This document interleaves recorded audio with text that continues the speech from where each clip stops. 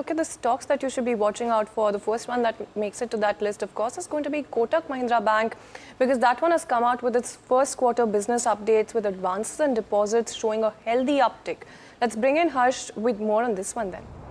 Well, yes, good morning, Shreyansi. And yes, as you said, it's a very healthy update coming in from a Kotak Mahindra Bank. I want to start off with the net advances year-end period.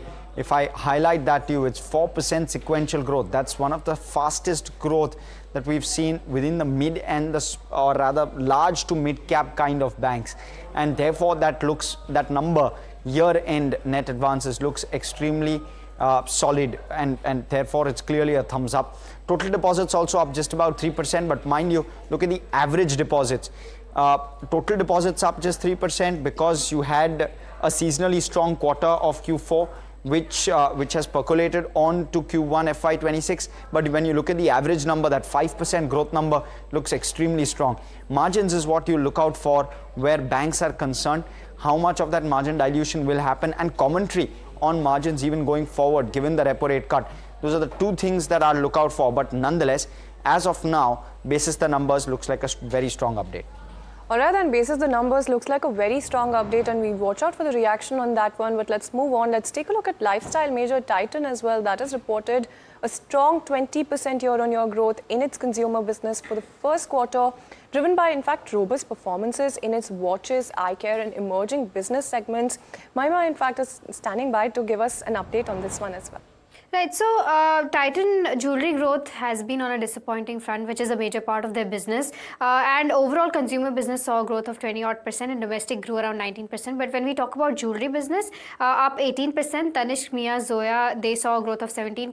CaratLane saw a growth of 38%. So CaratLane has been the flag bearer for Titan since quite few quarters now, on the back of lower base as well, of course. Buyer growth was flat, which is disappointing. Customers preferring lightweight jewelry and lower caratage jewelry is something that has been observed across jewelry platforms because of rising gold prices. Studded ratio was lower and plain gold grew in mid-teens. Lastly, like-for-like growth was in early double digits. So, according to me, since Titan's jewelry growth has not been as good as how peers like Kalyan Jewellers and PC Jewellers have, it's going to see some kind of downtick in trade today. In terms of the segments, watches saw a growth of 23-odd%, added 9 new stores, growth led by analog watches, both in terms of value as well as volume. Fast Track and international brands are clocking double-digit growth. For eye care, it grew by 12-odd%, added 12 new stores, and 30-odd stores were closed because they were non-performing. Emerging business, good growth this quarter, 36% growth overall, added 1 store. Fragrances grew 56%,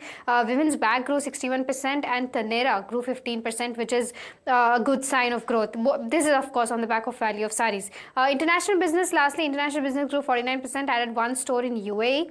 Tanishq business doubled in terms of US markets. In terms of what brokerages are saying, City Q1 subdued, overall studded mix is subdued, and like-for-like growth was driven entirely by ticket size growth, and margins will be the key to sustain valuations growth is what they're saying. JP Morgan, on the other hand, is saying that revenue growth moderation is worse than feared. Moderation in like-to-like growth in early double digits and being lower than peers was disappointing, and margin delivery and management's growth outlook amid an early festive period will be a key to monitor. So this is the overall view as to how Q1 has panned out for Titan.